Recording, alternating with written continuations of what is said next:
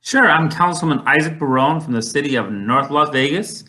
I was the first Latino elected to the city council back in 2013. I got reelected in 2017. I've been a teacher for 25 years total, but since 1997 at Rancho High School.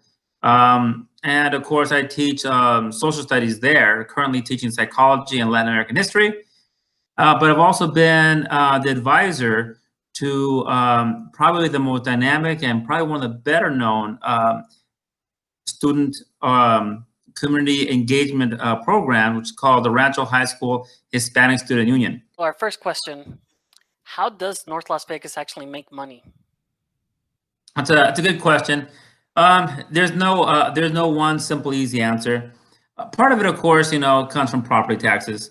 Of course, property tax are one.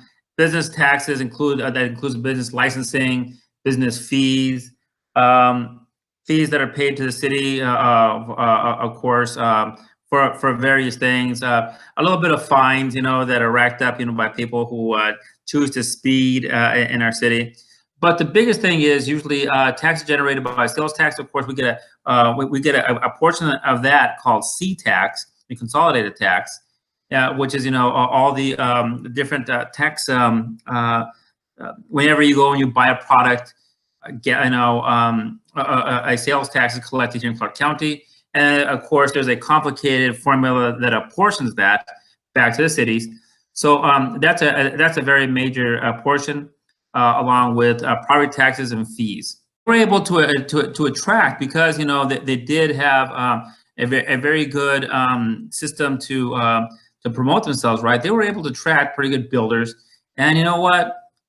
With really good leadership, I think from their city leaders back then, right? They were able to build on their success one top of another to where now because they've had enough, and of course when we're talking about why incomes are different, you have to remember because the property values in Henderson are way above the average here for the state of Nevada, right? That's more income right there. They were able to attract, I think, an entirely different set of businesses to come into Henderson as opposed to North Vegas. But again, it all comes back. A lot of it comes back down to leadership. There were a series of really bad leadership choices, things that we wound up spending money on that really didn't really make sense.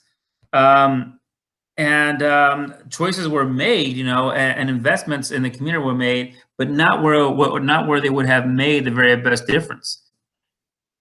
38% of the state's revenue that for the entire state is directly tied to gaming. Whenever there's a slowdown, it's places like North Las Vegas that will actually feel the slowdown first.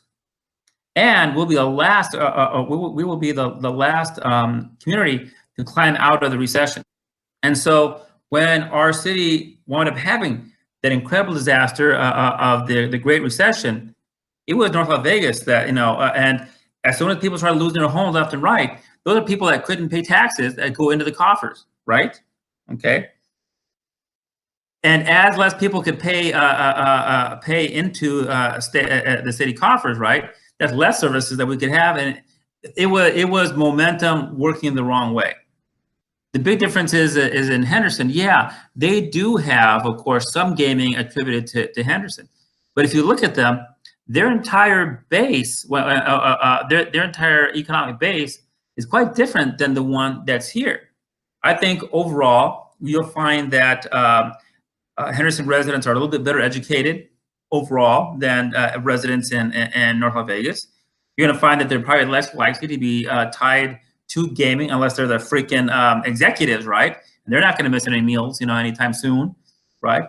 And they have a much more diverse economic base, cities, right? We're definitely, when it comes to that, we're separated at worth. But getting back to, and you're probably going to ask me, so what does that got to do with providing services? Real simple.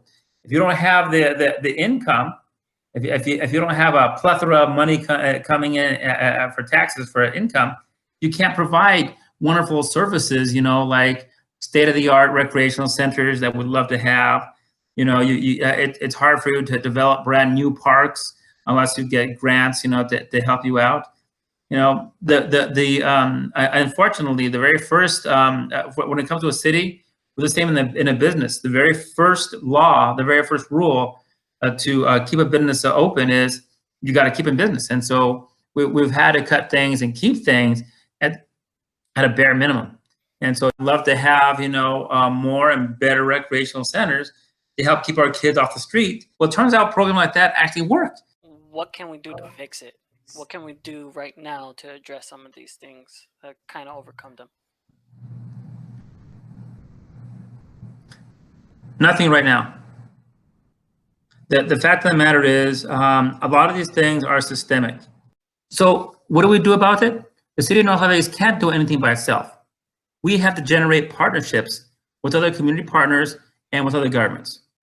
Now, the beautiful thing is, if you do things right, there are lots of opportunities where all these things can come together in a real nice package.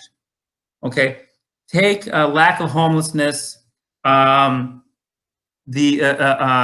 need to increase green a green community, public transportation, recidivism, homelessness, the drug crisis. Now, these seem like they're all things that are disparate, right?